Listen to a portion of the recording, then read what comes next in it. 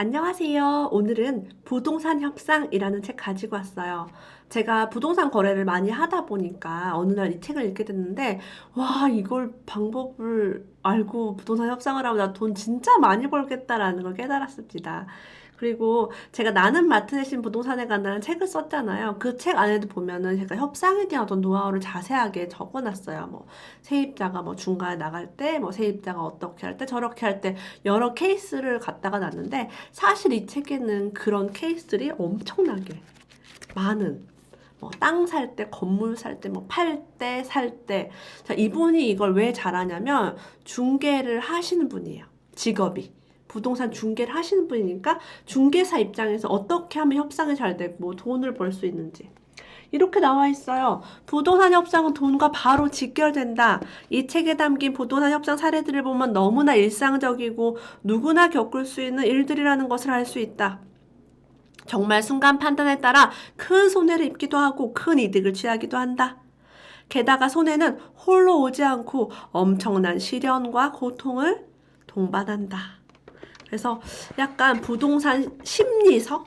예. 그 앞에 이렇게 써 있어요. 아무도 안 가르쳐주는 부동산 협상. 제가 읽었던 부동산 협상 중에 가장 최고의 책이 아니었나 싶어요. 이 책 한 권이면 그냥 끝나요. 더 이상 읽을 필요가 없습니다. 한쪽이 얻은 만큼 다른 쪽이 잃는 공식보다 상대가 받아들일 최고의 값을 알아내는 협상 전략은 공인중개사들도 배우고 싶어하는 부동산 협상 전략이라고 써 있어요.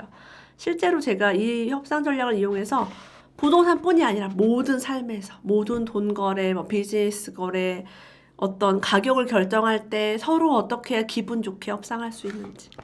자, 나는 마트 대신 부동산에 간다 협상 내용은 이 책을 통해서 협상을 배웠음을 고백합니다. 한번 끝까지 들어줬으면 좋겠고, 부동산 거래를 잘 못하시는 분들이 특히 들으면 너무 좋은 내용이 많습니다.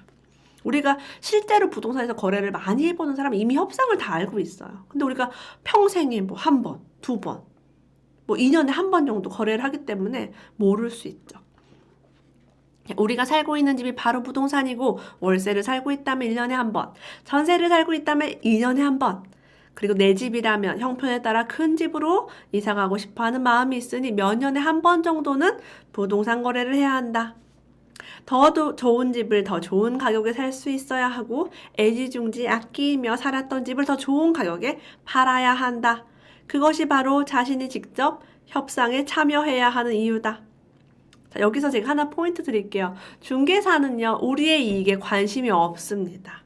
중개사는 오로지 중개수 수수료를 받기 위해 일하죠. 상대방이 제가 만약 집을 파는데 상대방이 집이 너무 비싸요, 싸게 해주세요라고 하면은 제 집을 막 깎아요. 저한테 막 나쁜 말을 해요. 집이 뭐 별로고 향이 별로고 요즘 뭐 거래가 건기가 안 좋으니까 더 싸게 해주세요라고. 자, 그래서 내 이익을 관철하기 위한 어떤 심리와 전략이 꼭 필요해요.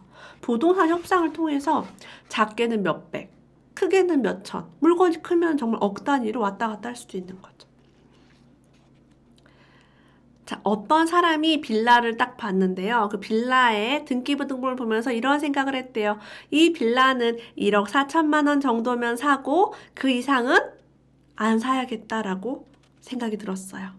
근데 이제 이 사람이 이 빌라를 보고 마음에 든 거예요. 1억 4천이면 사야지라고 속으로 생각을 했어요. 속으로 생각을 하고 중개사가 매수자가 있어요. 매수자가 가격을 한번 흥정을 해보자고 했어요. 내려오세요, 매도자님 해서 이제 매도자 강숙희 씨가 막 내려왔어요. 남편과 통화하면서. 남편이 뭐 얼마에 팔 거야? 이런 말 하니까 몰라, 가봐야 알지. 어제 다른 부동산에 물어보니 1억 3천만 원도 힘들다고 했잖아. 라고 하면서 이제 막 내려왔어요. 어떻게 버텨? 은행에서 당장 대출금 상환하라는 통지서가 날라왔는데 그러게 누가 무리해서 집 사자고 했어? 그래서 싸우면서 막. 그러니까 집을 샀는데 이제 돈이 급해진 거예요. 자, 둘이 만나서 얘기를 하기 시작합니다. 자, 얼마에 파시겠습니까? 자, 얼마면 사시겠어요? 라고 이제 중개사가 물어보니까 이렇게 말했어요. 매수자가. 요즘 경기도 안 좋고 매물도 많은 편 아닙니까? 한 1억 4천만 원 정도면 살 생각인데. 매도자 강숙희 씨는요, 속으로 만세를 부르고 싶은 마음을 애써 누르며 나름 아쉬운 표정을 지었어요. 1억 4천만 원이요? 시세보다 싼데 제가 급하니 어쩔 수 없군요. 그렇게 하세요. 자, 이만복 씨 역시 만세가 튀어나올 뻔했어요. 왜냐면 이 사람은 한 1억 6천, 7천의 가치가 있다고 봤고 1억 4천이면 좀 싸게 살 수 있는 거다라고 생각을 하고 있었어요. 근데 집에 돌아오고 나서 이만복 씨가 계약서를 다시 꼼꼼히 보면서 원하던 금액 1억 4천에 거래가 되었지만 왠지 찜찜한 기분이 들었대요. 아, 어디 뭐 집에 문제가 있는 거 아니야? 저 상대방이 이렇게 그냥 싸게 팔았지? 근데 더 재밌는 거는 강숙희 씨 없이 잠자리가 너무 불편했고 밤새 뒤척이면서 내가 좀 더 부를 걸 그랬나? 1억 5천, 6천 부를 걸 그랬나? 막 그러면서 둘 다 마음이 불편한 거예요. 자, 이 사건의 문제점은 무엇인가? 그렇다. 바로 밀고 당기는 흥정 없이 서로 첫 제안을 받아들였다는 데서 근본 문제가 생겨났다. 분명 두 사람 모두 원하던 가격의 거래가 성사되었음에 불구하고 밀고 당기는 흥정 거래 단계가 생략이 되니 거래 자체 의심을 갖게 되고 급기야 사기를 당했다는 느낌까지 받게 되는 것은 협상이라는 것이 배제된 거래의 결과물이다. 사람은요, 첫 제안을 상대가 받아들였을 때 자신의 요구가 순순히 관철된 것을 기뻐하기보다는 자신이 뭔가 큰 실수를 한 것이 아닌가 의심하게 된다. 자신이 원하던 가격에서 더 받고 팔았다는 것이 분명하더라도 마찬가지다. 조금 더 비싸게 불렀어야 하는데 라는 후회부터 시작해 자신이 상대방의 페이스에 말려들어 싸게 거래한 것이 아닌가 하는 의심이 가는 것이다. 협상의 기본은요, 밀고 당기기, 그리고 좀 더 비싸게 부르고 사려는 사람은 더 싸게 부르고 이런 과정이 없으면 둘 다 불만족스럽다라는 근본을 설명하고 있어요. 자, 어떤 땅에 대한 얘기 해드릴게요. 부동산 2개와 식당이 있는 어떤 건물이 있었는데요. 이 건물은 앞쪽에 다른 땅들이 있었습니다. 이 땅들이 도로에 붙은 땅 주인이 이 도로에 붙은 땅을 사가지 않으면 우리가 이 땅에다 건물을 지어버릴 거예요 라고 약간 협박 비슷하게 하는 거죠. 근데 굉장히 비싼 값에 이제 땅을 부르려고 한 거예요. 한번 제가 지도를 보여드릴게요. 지적도를 이렇게. 여기에 파란색이 땅 주인이고요. 여기 있는 게 부동산 뭐 이렇게 건물이 있어요. 그러면 이제 파란색의 건물을 지어버리면 이 뒤에 건물들이 보이지 않게 가리게 되는 거죠. 이 도로 쪽에 진입을 이제 할 수 없고 막아버리고 보이지도 않게 되는 거예요. 그러면 이 뒤에 있는 상가들은 상권이 죽어버립니다. 그래서 사실은 이 앞땅을 사야 돼요. 내 건물이 가리지 않도록. 근데 여기서 싸우게 된 거예요. 싸우게 됐고 뭐 싸게 팔려고 가격을 얼마에 팔려고 했는데 중개사가 설득을 막 했지만 이 건물주는 막 안 살려고 하고 막 비싸다고 하고 그러면 건물을 저한테 싸게 파세요 했는데 싸게도 안 팔고 서로 협상을 하다가 포기를 하게 됐어요. 자, 이 뒤에 있는 건물주는요, 향후 앞에 번지수에 가건물이 들어서면 자기 건물은 값어치가 급격하게 하락을 하고 앞쪽 땅 주인은요, 뒤쪽 땅 소유주인 건물주가 이제 건물을 팔거나 사지 않으면 정식 건물을 영영 짓기 어려워요. 뭐 이런 어떤 땅 모양이 이렇게 뾰족하잖아요. 줄로 돼 있잖아요. 그럼 이 제대로 된 건물을 지을 수가 없어. 이 땅 주인도. 그래서 뒷땅을 사서 이렇게 모양을 만들어서 너는 이쪽 땅을 갖고 나는 이쪽 땅을 갖자. 뭐 거래도 하고 이렇게 협상을 했는데 건물주가 싫다고 이제 한 거죠. 근데 앞쪽 땅도 쬐끄맣게 건물은 지을 수 있지만 제대로 된 건물에 이 모양이 나오지가 않은 이런 상태에서 이제 협상이 안 됐어요. 이런 식으로 협상을 하려고 하거든. 땅 모양을 이렇게 바꾸는 거예요. 보이시죠? 파란색을 이쪽으로 옮기고 이렇게 위치를 바꿔가지고 서로 윈윈하는 전략으로 얘기를 했는데 협상이 안 됐습니다.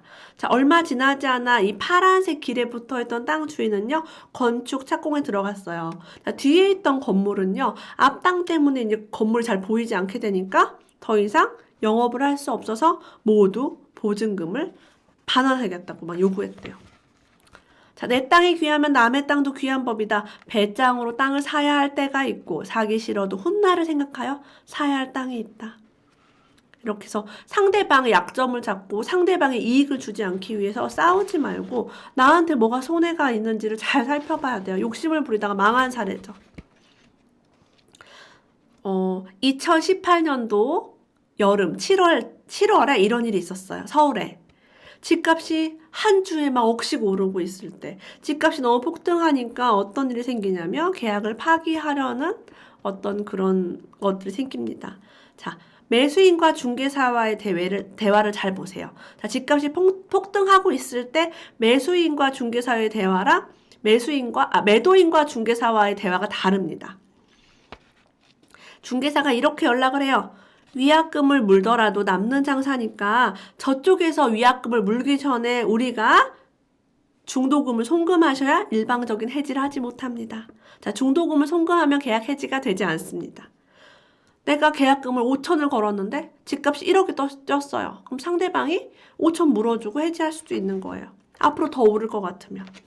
자, 근데 매수인 입장에서는 이걸 빨리 알아채고 중도금을 넣으면 계약 해지가 안 돼요.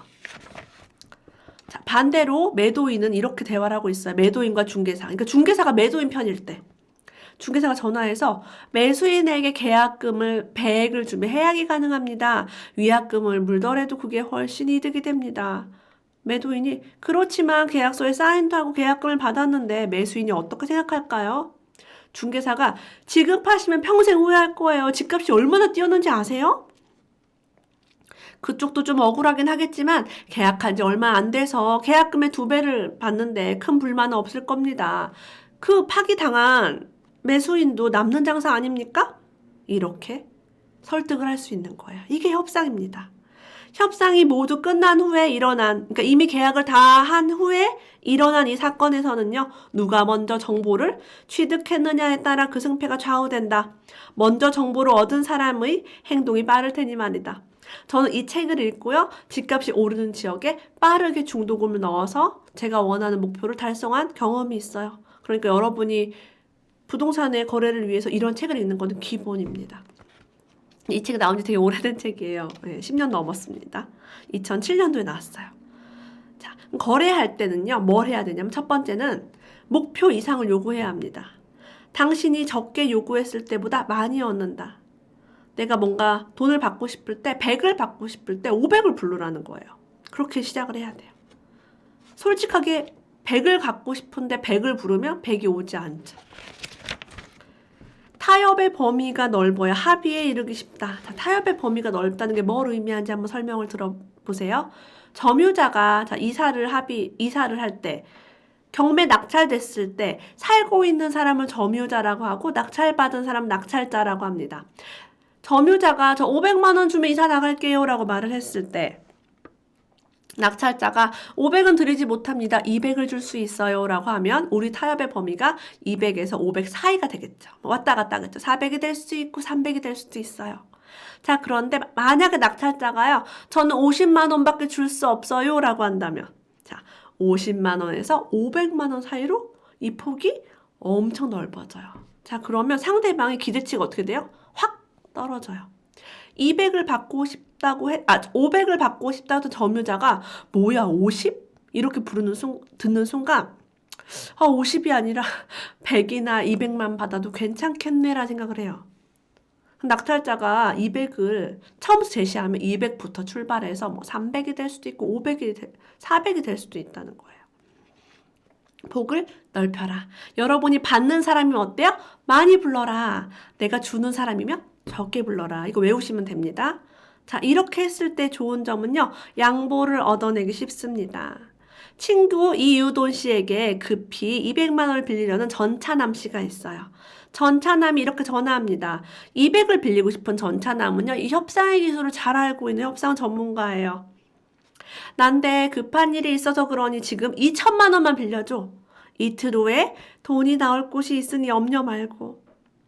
자, 분명히 아까 200만 원 빌리고 싶다고 했는데요. 전화해서 2천만 원 빌려달라고 했어요. 이유돈 씨가 지금 당장은 그렇게 큰 돈이 없는데 아내와 상의도 해봐야 하고. 큰 돈은 없다고? 그럼 재수 씨에게 허락을 구하지 않고 당장 빌려줄 돈이 1,500만 원 정도는 안 될까? 이틀만 사용하면 되는데. 그래서 이유돈이 이렇게 얘기했어요. 그만큼은 없고 한 200만 원밖에 없는데? 그것밖에 안 되겠나? 미안하네. 그게 전부야. 어쩔 수 없지. 그것이라도 좀 빌려주게. 지금 어디야? 바로 갈게. 전차남은 성공적으로 자기가 원하는 200을 빌렸어요. 처음부터 200이 빌리고 싶었던 거죠. 친구 이유도는 어때요? 2천만 원을 빌려줄 뻔했는데 200만 원만 빌려줘서 마음이 편하죠. 전 차남이 처음부터 200을 부탁했다면 그는 돈을 빌리지 못할 가능성이 크다. 이렇게 읽어보니까 사기꾼 같은 느낌이 드네요. 자, 그래서 우리가 뭔가를 부동산을 취득하고 싶을 때 사전 정보를 잘 알아야 한다라고 합니다. 첫째, 중개업소를 통해 왜 이걸 파는지를 물어본다. 두 번째, 등기부상에 이 사람이 얼마나 보유했는지, 어디에 살고 있는 사람인지를 확인한다. 보유 기간이 몇 년인지도 확인한다. 세금 문제를 알 수 있겠죠. 지적도를 확인하며 땅의 모양이 올바른지, 트집이 잡을 곳이 있는지 확인한다. 건물이 있다면 하자가 있는지 확인한다. 곰팡이가 있다 그러면 100에서 200만 원 정도 너끈히 깎을 수 있습니다. 넷째, 인터넷을 통해 해당 면적과 같은 땅이나 같은 아파트가 있는지 또 확인해 본다. 다섯째, 매도 반경 2km 이내에 다른 유사 물건이 있는지 확인한다. 유사 물건이 대한 물건이 있으면 흥정이 가능해요. 어떤 물건은 얼마 나왔던데 더 깎아주세요. 어떤 물건은 층수가 더 좋던데 이렇게 뭔가 비교할 만한 것을 끌고 이제 오는 거죠. 여섯 번째는요. 실컷 다 보고 흥정을 하고 나서 나중에 가족과 다시 한번 와도 되나요? 남편과 오겠습니다. 부인에게 오겠습니다. 이렇게 얘기할 수 있죠. 그리고 세입자에게 주인이 왜 팔려고 하는지, 왜 임대차 만기가 안 됐는데 만약에 팔려고 하면은 그 부동산 중개소에서 말하지 않는 어떤 비밀들을 세입자가 얘기할 수도 있대요. 자, 그럼 이렇게 사전 정보, 기초 정보를 내가 얻었어요. 어디까지 내가 믿을 것인가? 진실을 판단하는 게 중요합니다. 그래서 제가 책 읽고 공부하고 많이 다니세요 하는 게 진실을 또 이제 우리가 캐치할 수 있어야 합니다. 중개업자가 얘기하는 매도 사유가 여러 가지 있을 수가 있고요. 뭔가 그 매도 사유 들은 것과 뭔가 분위기가 맞지 않으면 의심을 해봐야 합니다. 매도 물건이 다른 부동산에 나와 있다면 그 가격이 서로 다르다면 어떤 것이 진실일까? 높은 금액을 제시한 부동산은요, 매도인과 엄청 친할 수 있어요.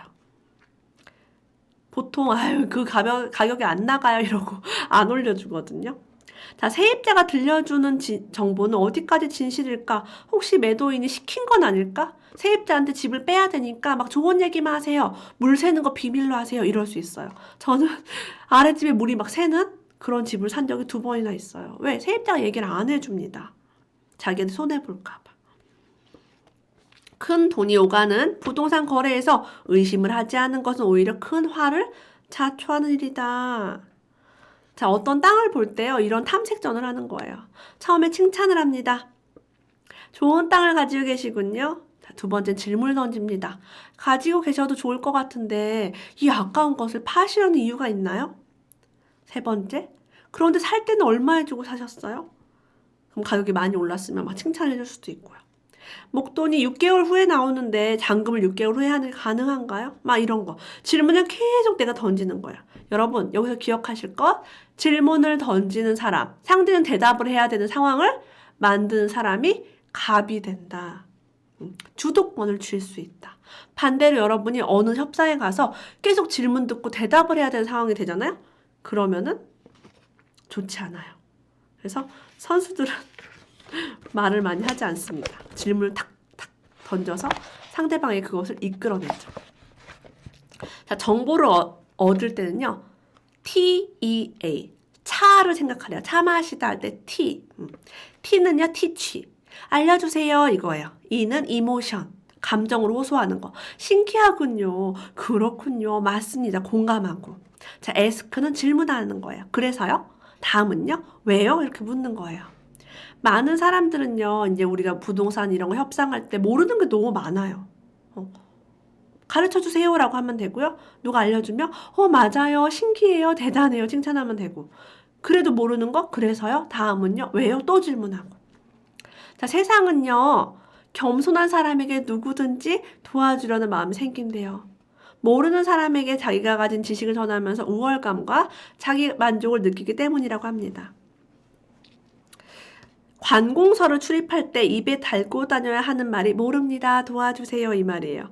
제가 예전에 부동산 관련, 땅에 관련된 어떤 리뷰를 할 때는 늘 하는 말인데, 특히 땅 할 때는 관공서에 가서 다 이 땅에 허가가 나는지, 이 땅에 어떤 건축물 가능한지 알아봐야 돼요. 그렇지 않으면 사면 안 돼요. 부동산, 관공서, 모델하우스 같은 곳에 우리가 갔을 때 모르는 게 되게 많잖아요. 복잡하고 막 처음 들어보고 법도 계속 바뀌죠. 이럴 때 물어보면 잘 설명해 줍니다. 그래서 아는 것처럼 행동할 필요도 없고 여러분 알 필요도 없어요. 모릅니다로 일관하는 게 좋다라고 나와 있어요. 건축 인허가 문제로 관공서를 들락거리다 보면 각 부서마다 업무 범위가 달라 여러 곳을 방문해야 한다. 농지허가는 농지허가, 산지허가는 따로 있고요. 도로조명 부서가 따로 있고 건축허가가 따로 있어요. 이렇게 뭐 하나 하려고 해도 농지에다가 뭐 건물을 짓는다 했을 때도 여러 부서를 가야 합니다. 원하는 답이 한 번에 시원하게 나오지 않는 것은 당연하고요. 이 부서 저 부서를 왔다 갔다 하다 보면 하루가 짧다라고 써 있습니다. 자, 여러분, 이분은 중개사고 전문가예요. 근데 이런 전문가도 인허가 문제로 관공사를 가고 많은 부서를 왔다 갔다 해도 답이 잘 안 나온다라고 합니다. 그럼 초보자로 땅을 사거나 초보로 건물을 짓는 사람은 당연히 이런 시간을 투자를 해야 돼요. 부동산 말만 믿고 뭘 샀다? 이러면 실패할 확률이 매우 높습니다. 자, 그러면 정보를 얻는 방법, 공무원을 만나서 정보 얻는 방법이 나와 있어요. 우리 공무원 무섭죠? 어떻게 하면 내가 원하는 정보를 얻을 수 있을까? 1번, 담당 부서를 방문한 후에 10초 동안 직원들을 바라본다. 가만히 서서 그 쭈뼛쭈뼛 하고 있는 거예요. 그러면 누군가 어떻게 오셨습니까? 하고 당신에게 말을 걸어올 것이다. 2번째, 민원 좀 해결해 주십시오. 1시간째 어느 부서를 찾아야 하는지 몰라 헤매고 있습니다. 그 다음, 쉽게 설명 부탁드립니다. 내게는 상당히 중요한 일들인데 사용한 용어가 너무 어려워요. 라고 하면 쉽게 표현을 해준대요. 너무 감사합니다. 이렇게 도움 주신 것에 대한 답례로 식사라도 대접하고 싶은데 어떨까요? 대부분 공무원은 웃으며 됐습니다. 라고 거절해요. 또 그 다음에는 이 다음에는 여기까지 됐으면 이 다음에는 어떤 부서에서 누구를 찾아가서 어떤 질문을 해야지 해답이 나올까요? 라고 물어서 다음 담당자를 찾아가래요. 담당자를 여러 명을 만나야지 여러분 이 땅이 뭐가 되는지 확인이 됩니다. 되게 보는 게 많아요. 막 사는 막 각도도 보고 막 무슨 나무인지도 봐야지 공사가 되는지 안 돼서 민원이 잘 나는 지역인지 뭐 이런 것도 파악을 해야 해요. 근데 솔직히 말씀드리면 어떤 걸 할 때 공무원들이 친절하지 않을 수도 있고 우리가 원하는 답을 주지 않을 수도 있어요. 제가 아는 분 중에 이런 거 인허가 관련 일을 굉장히 많이 하신 분이 있는데 그분은 뭔가 해결을 빨리 안 해주거나 뭔가 이렇게 민원 해결을 너무 안 해줄 때 일부러 공무원이 너무 뭔가를 안 해줄 때는 화를 막 낸대요. 가서. 소리를 지른대요. 여기는 지금 부드럽게 얘기했잖아요. 소리를 지르면 높으신 분이 나온대요. 무슨 일이시냐고. 요즘 사실 민원 때문에 공무원들이 그렇게 까탈스럽게 하지 않아요. 이렇게 화를 내지 않아도 부드럽게 또 많이 도와주십니다. 끝으로 제가 이제 이 책을 다 리뷰할 수는 없고 이제 몇 가지만 하는데 핑계 전술이라는 거 하면서 마무리할게요. 핑계 전술은 우리 삶에서 많이 적용할 수 있어요.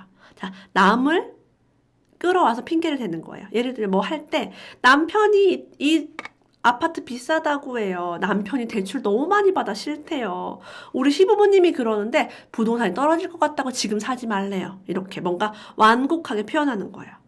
자, 이렇게 핑계 전술을 사용하는 이유가 무엇인가? 첫 번째, 거절하기 쉽다.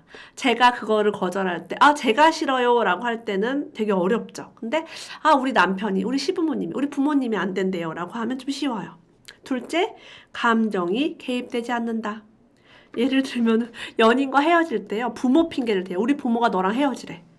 그러면 상대방이요, 설득해야 될 부모는 현재 자신 앞에 있지도 않고 또한 만나기도 힘들기 때문에 단념을 빨리 한대요. 왜냐면 내가 설득해야 될 대상이면 나를 막 설득하겠죠. 근데 부모님이 대상이면 만나지도 못하니까 포기해버리는 거예요.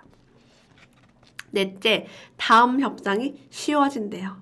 의도적으로 핑계 전술을 사용하는 사람들은요, 상대방이 제시한 마지노선, 그러니까 상대방이 만약에 집값을 2억을 불렀어요. 근데 2억 우리 남편이 비싸대요. 안 해요. 라고 하면은 2억은 너무 안 되겠구나. 그럼 상대방이 생각을 하는 거예요. 1억 9천, 1억 9,500? 얼마를 불러야 이 사람과 협상을 할 수 있지? 라고. 추가 양보를 요구하는 거고요. 이 전술을 사용하는 이유기도 합니다. 자, 남편이 2억은 너무 비싸고 1억 9천이면 해보겠다고 하는데 아니면 다른 동네에 차라리 가서 더 싸게 이사를 가자고 말을 하고 있어요. 이렇게 하면 상대방이 나를 설득하기보다는 남편은 설득이 안 되니까 누굴 설득하겠어요? 매도자를 설득하겠죠. 아, 지금 여기 아까 집을 보러 가신 분이 남편이 2억은 절대 안 한대요. 좀 더 깎아주세요, 사모님. 사모님 여기 집값 많이 올랐잖아요. 많이 버셨잖아요. 이렇게 막 꼬실 수 있는 거예요. 핑계 전술을 사용하는 이유. 음. 그래서 이 책에 제가 절반도 리뷰를 못했어요. 너무 많고 뒤로 갈수록 좀 땅이라든가 경매 이야기가 많아서 좀 복잡하기도 해서 여러분들이 이제 살면서 적용할 수 있는 간단한 방법만 제가 리뷰를 해보았습니다. 아무도 가르쳐주지 않는 부동산 협상을 통해서 여러분들 부자 되시길 소망합니다. 오늘도 끝까지 함께 해주셔서 감사합니다. 다음에 또 만나요.